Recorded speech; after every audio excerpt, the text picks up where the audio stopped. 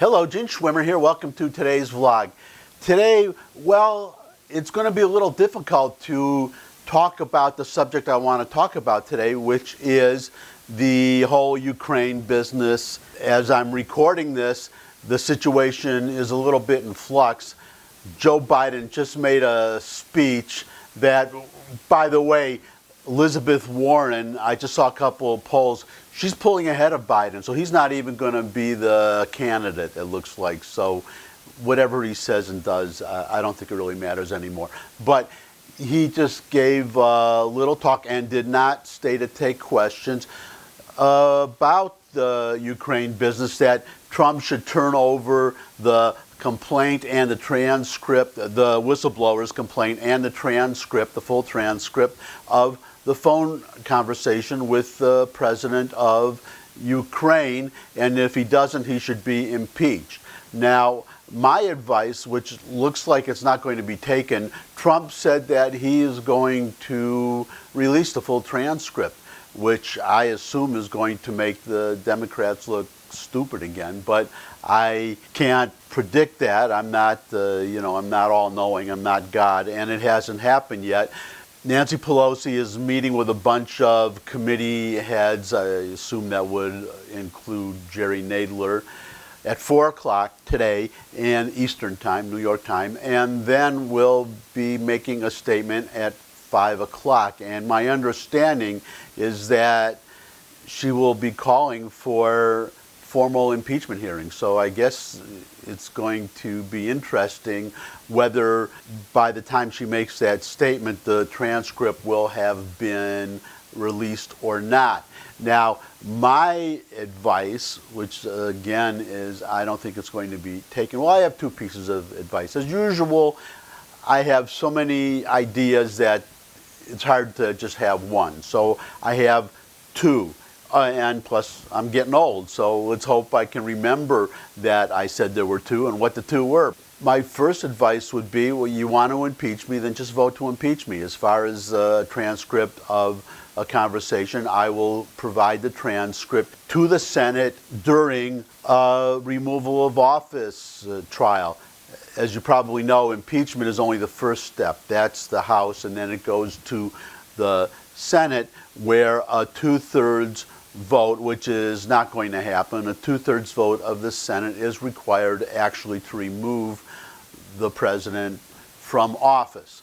So I would just hold off till then. What I'm talking about here is a strategy of creating as much egg as possible on the face of the Democrats, on the collective face of the Democrats, and individually on Jerry Nadler and Adam Schiff and all these jerks. So I would wait until the trial. So let them go through a whole big process in the House and then go to the Senate and then produce the transcript showing that Trump did nothing, which is obvious because he's already said he's going to release the unredacted transcript. And why would he do that? He thought that, at least in his mind, if he had done something.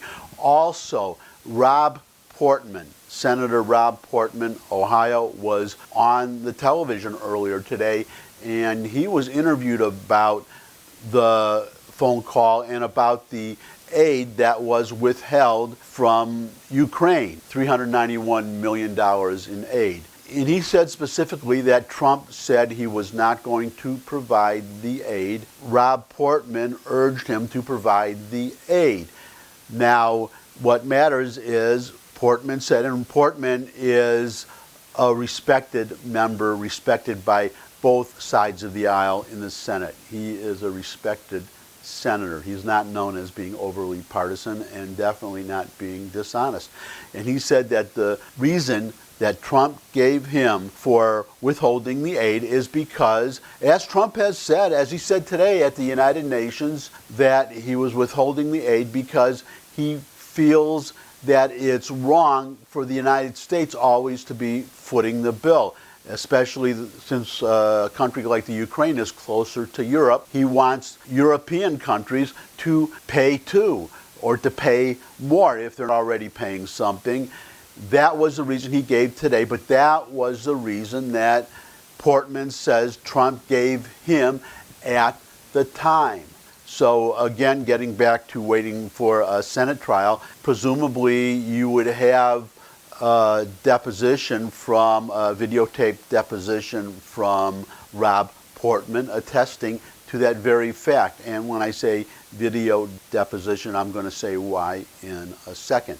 But the point is to make the Democrats go through as long a process as possible, and then he's exonerated, and then any other things they want to investigate, any other whistleblower that comes forward like this whistleblower did about a conversation to which he was not even party, then they'll have to go through the whole impeachment process again. And how many times do the Democrats want to impeach Donald Trump?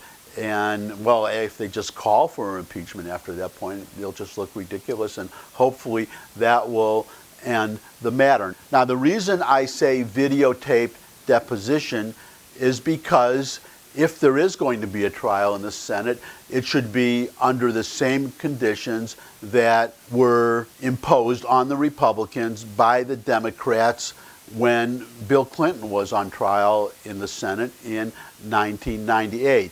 And the Democrats were able to impose these conditions because a two-thirds vote is required to remove the president from office. The Democrats, though they were in the minority, there were enough Democrats to withhold a two-thirds vote. So even though Republicans were in the majority in the Senate at that time, as they are today, there were enough Democrats to prevent that two-thirds vote. So the Republicans had to go along. Well, now the Republicans are in control again of the Senate, and this time it would be a Republican president on trial. But the Republicans should impose the very same conditions. And what were those conditions? Those conditions were that no witnesses appeared before the Senate.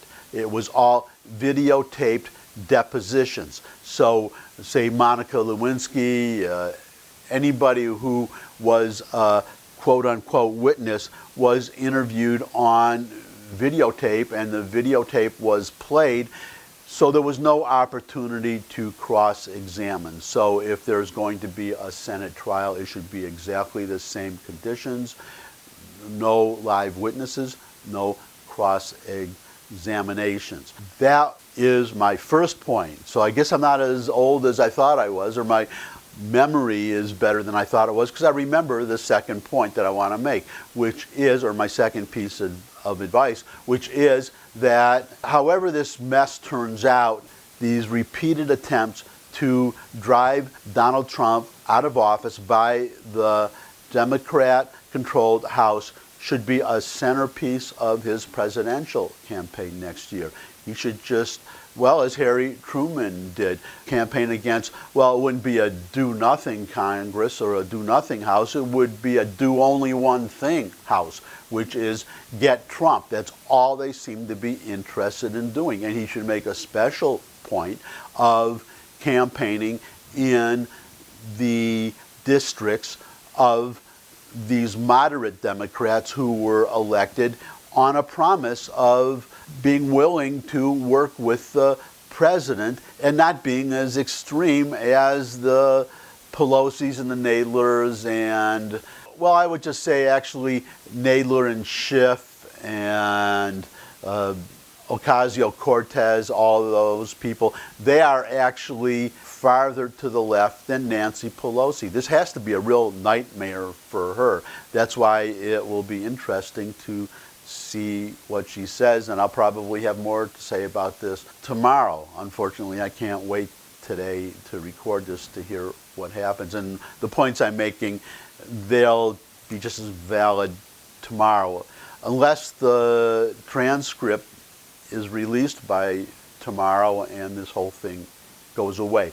But then the Democrats will just be at it again. They'll just look for something else. All that will be needed is for some unnamed, anonymous flunky in the administration, in the State Department, in the FBI, in anywhere, to make some kind of an allegation, and the Democrats will just jump on it. They will, as a commentator earlier today said, I forgot who it was, but the Democrats do this all the time. They get out in front of the parade. They don't even wait for the facts, and they're embarrassed. But they don't care. They have no shame. They just do it again and again. So that should be Trump's campaign. That if you reelect, or part of his campaign, if you allow the Democrats to retain control of the House, this is what's going to be going on for the next 2 years at least, because they will not stop. They're just going to keep trying to get Trump.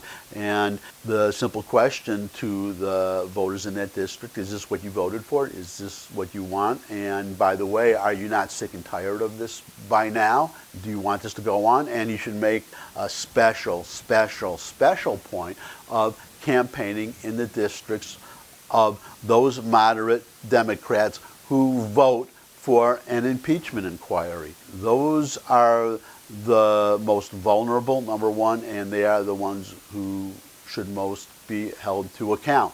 So I'm just going to leave it at that today. We'll have to see what happens. I look forward myself to seeing what happens. And, well, as Donald Trump says, this is one of his favorite catchphrases, we'll see what happens. So until we see what happens, well, almost lost my notes here. That I didn't even look at them. But anyways, thumbs up if you like the video. If you have any comments, put them in the comments section. Share the video with all your friends and family, everybody you can think of, and subscribe. Finally, I'll look forward to seeing all of you, and maybe a few others, I would hope. That would be nice, next time. And until that time, bye.